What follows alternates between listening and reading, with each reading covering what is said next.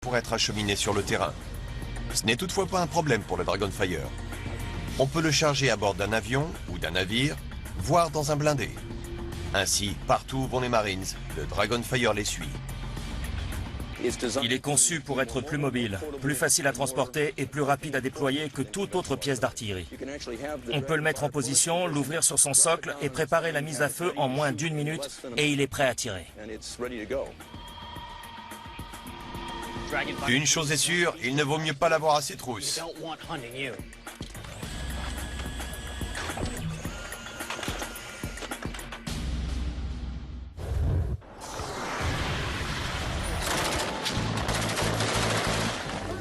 Quand les troupes essuient le feu de l'ennemi, il leur faut riposter avec une arme qui démontre toute leur puissance.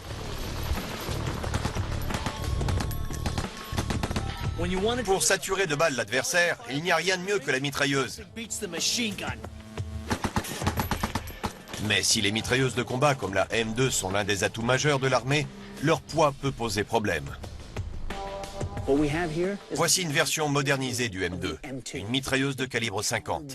C'est une arme redoutable, mais elle est aussi très lourde. L'arme en elle-même pèse lourd, et son trépied également. Il faut donc 3 personnes pour la manœuvrer. Alors, comment rendre une mitrailleuse maniable par un seul homme? Il faut lui confier la Mach 46. C'est une mitrailleuse ultra légère qui permet à un seul homme de produire une énorme puissance de feu. La Mach 46 a été conçue par FNR Stahl, une fabrique d'armement belge. C'est la mitrailleuse de prédilection du commandement américain des opérations spéciales depuis l'an 2000. Je me rends au centre d'entraînement de Crucible, en Virginie, pour essayer la Mach 46 et sa petite sœur encore plus puissante, la Mach 48. Si on utilise une mitrailleuse sur la ligne de front, c'est avant tout pour son volume de feu. Il faut donner à l'ennemi l'impression qu'on est puissant et nombreux et qu'on est capable d'enchaîner très rapidement d'énormes rafales. C'est justement ce que permet la Mach 46. Je vais vous expliquer comment ça se passe. On se retrouve dans l'axe du camp adverse et on se fait tirer dessus. Normalement, la première chose à faire, c'est de se mettre à plat ventre. Mais comme j'ai un peu la flemme et que je n'ai pas envie de me salir, je vais juste poser un genou à terre. Et là, dès qu'on commence à se faire tirer dessus, il faut mitrailler en direction de l'endroit d'où viennent les coups de feu.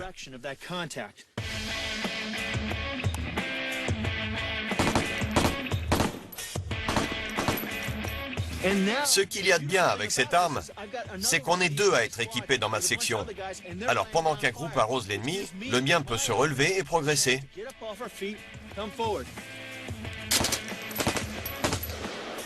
On continue à avancer, on ne s'arrête pas. J'arrive alors dans un endroit sûr, je pose un genou à terre et j'envoie. Dès qu'on arrive à un point où on peut voir le camp adverse, on décide si on continue à foncer dans la cible. Je peux marcher tout en tirant. Ça m'offre plein d'avantages. C'est pour ça que c'est une arme géniale. Au cas où les tirs d'en face seraient trop fournis et où les ennemis seraient trop nombreux, on peut faire la même chose en retour. Je me baisse et je rafale. Ensuite, on se replie en arrière. L'autre groupe nous couvre, je tire encore un peu, puis je me relève et on se replie tous dans un endroit plus sûr. J'envoie encore quelques rafales pour permettre aux autres de revenir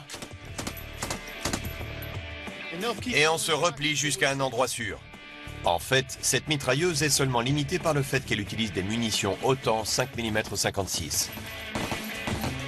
Le gilet pare-balles étant de plus en plus utilisé, les unités d'opération spéciales ont réalisé qu'il leur fallait la puissance d'arrêt d'une munition plus lourde, la 7,62.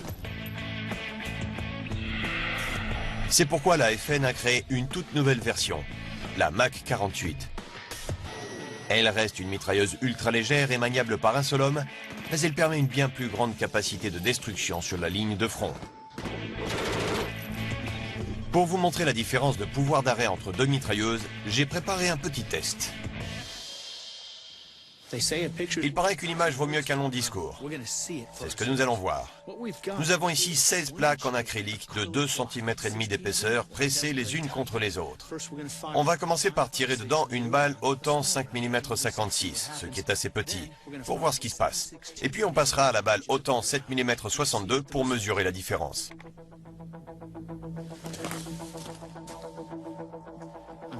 Je suis curieux de voir combien de plaques le petit calibre pourra transpercer.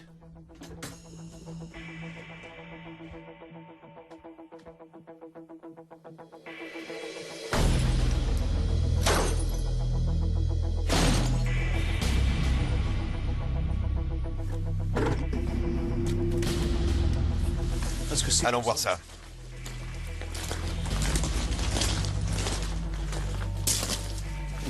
Et voilà. C'est assez incroyable. Vous avez vu l'impact provoqué par l'énergie cinétique, mais la balle n'a transpercé que 2 plaques.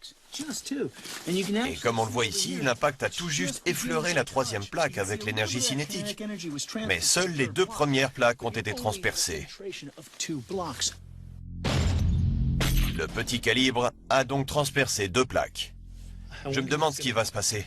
Est-ce que le plus gros calibre va s'enfoncer plus profondément, ou l'énergie cinétique sera telle que les balles rebondiront en effleurant à peine la première plaque? Je n'en sais rien, mais on va vite le découvrir. Dans un instant, nous verrons l'incroyable puissance de la toute nouvelle mitrailleuse Mac 48. Grosse balle, grosse puissance de feu, gros vacarme. Et ensuite, la toute dernière version d'un grand classique, la bombe à guidage laser.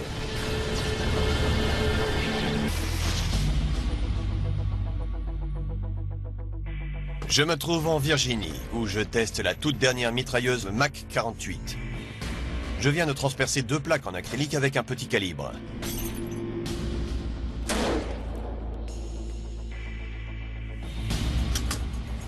Testons maintenant le calibre 7 mm 62.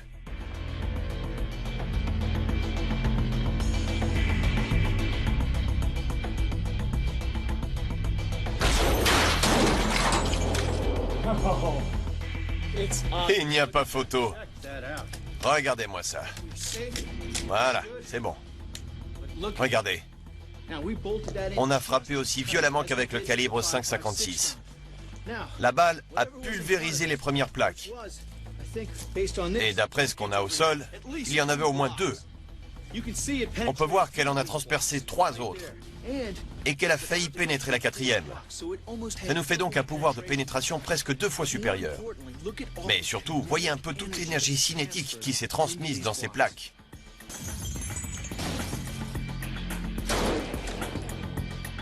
Voilà comment permettre à un seul homme de tirer des rafales extrêmement puissantes et dévastatrices. Et c'est exactement ce qu'on recherche.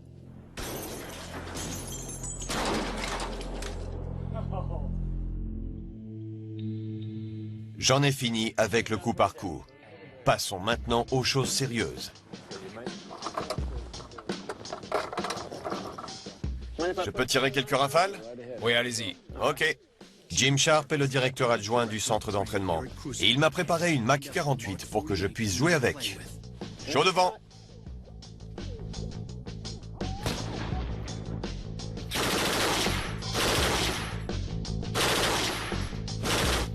La Mac 48 a une cadence de tir de 730 coups par minute et une portée de 800 mètres.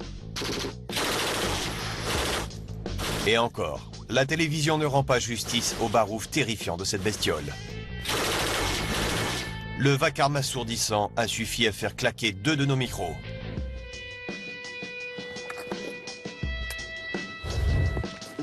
C'est impressionnant. C'est une arme légère qui tire du gros calibre de 7 mm 62. Elle est très contrôlable. Mais son bruit est intimidant. Et elle est légère. Même avec 1 kilo de plus que la version précédente, elle pèse encore moins lourd que sa concurrente directe. La mitrailleuse qui se rapproche le plus d'une 7,62 mm est la M240. Elle pèse environ 11 kg contre 8 kg environ pour la MK48. Troy Smith est le responsable du programme d'armement des forces d'opération spéciales. Il doit faire en sorte que les soldats disposent des meilleures armes possibles pour remplir leur mission. La MK48 est utilisée en action directe, notamment par les Navy SEALs, lors de débarquements sur les plages. C'est pourquoi on a cherché à rendre cette arme la plus légère et la plus compacte possible. Cette arme est aussi conçue pour être très facile d'utilisation.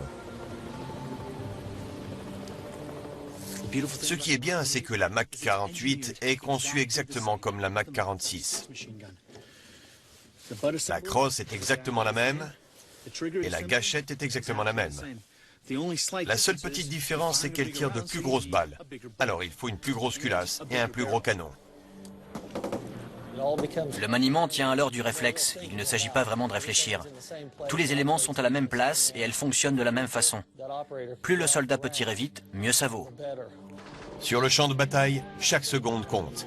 La Mac 48 présente certaines caractéristiques qui permettent aux soldats de ne pas se laisser ralentir. Le dessus est exactement le même que sur l'autre version. On peut donc l'équiper d'un système de vision nocturne et d'une lunette UV ou de tout ce qu'on veut. Il y a un autre aspect très pratique sur la Mac 48. Ce sont ces crans qui servent à maintenir la bande de munitions en place. Ainsi, quand on referme la culasse, les balles sont prêtes à partir. Idéalement, une équipe disposerait de plus d'une mitrailleuse. Jim et moi allons vous montrer ce que ça donne. Quand le groupe se met en ligne face à l'ennemi, il doit impérativement le saturer par un déluge de rafales. Et avec 2 de ces bijoux dans votre section, vous produisez un tir soutenu et massif.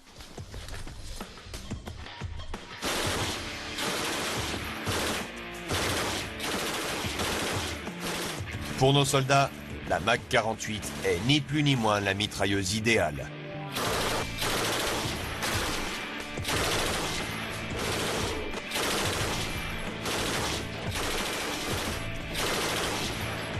Et pour l'ennemi, c'est un véritable cauchemar. Et grosse balle, grosse puissance de feu, gros vacarme. Ça en impose.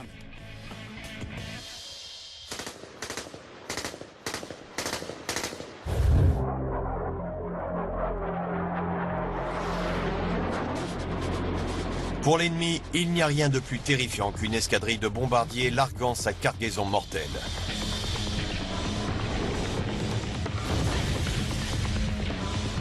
Mais pour ce qui est d'atteindre la cible, c'est une autre histoire.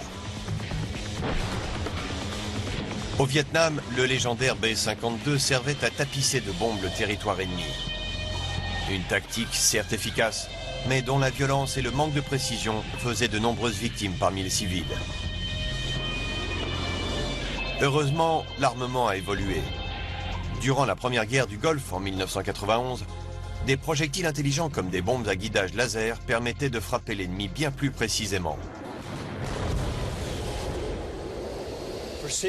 Une bombe guidée de précision peut non seulement détruire un endroit spécifique, mais elle est si précise qu'elle peut faire exploser la porte du bâtiment que l'on vise. Voici maintenant une nouvelle arme qui s'apprête à donner une toute autre dimension au concept de bombe intelligente. Les bombes classiques peuvent peser 250, 500, voire 1000 kilos.